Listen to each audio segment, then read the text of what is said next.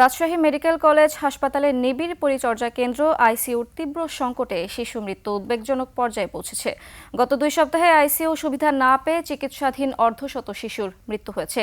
এছাড়াও প্রতিদিন শিশু ওয়ার্ডে আইসিইউ বোর্ডের অপেক্ষায় থাকছে আরও অর্ধশত। শাহরিয়ার লিওনের ক্যামেরায় রাজশাহী বিভাগীয় প্রতিনিধি বদরুল হাসান লিটনের তথ্য ডেস্ক রিপোর্ট। 34, 35 সানবিট 1 চামচে 30+ বাসন পরিষ্কার।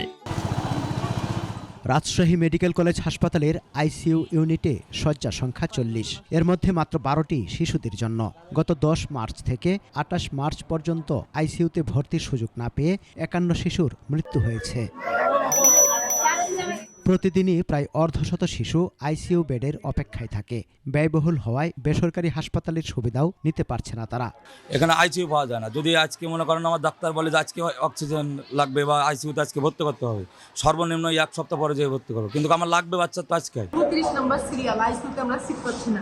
হাসপাতালের 2টি শিশু ইউনিটে 160 শয্যার বিপরীতে ভর্তি থাকে প্রতিদিন প্রায় 750 জন রোগী। এর মধ্যে অন্তত 5% শিশুর আইসিইউ প্রয়োজন হয়। ব্রঙ্কোনিউমোনিয়া হঠাৎ করে বেড়ে যাওয়ার কারণে এই সময়টাতে আসলেই আমাদের রোগী অনেক বেড়ে যায়। প্রতি বছরই এই সময়টাতে আমাদের রোগী বেড়ে যায়, নিউমোনিয়া বেড়ে যায়।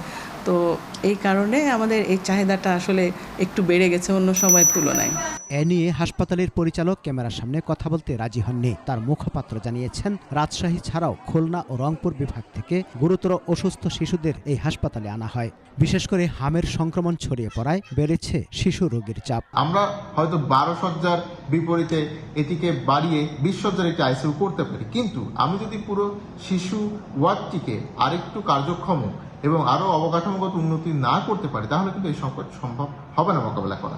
রাজশাহী বিভাগের 8 জেলায় আইসিইউ শয্যা ছিল 94টি। জনবল সংকটের কারণে বন্ধ 44টি। এর মধ্যে রাজশাহী মেডিকেল কলেজ হাসপাতালে 40 ও বগুড়া শহীদ জিয়াউর রহমান মেডিকেল কলেজ হাসপাতালে 10টি। বেসরকারি একটি হাসপাতালে 10টি শয্যা থাকলেও সেটি অনেক ব্যয়বহুল। সমর ইসলাম, 21 টেলিভিশন।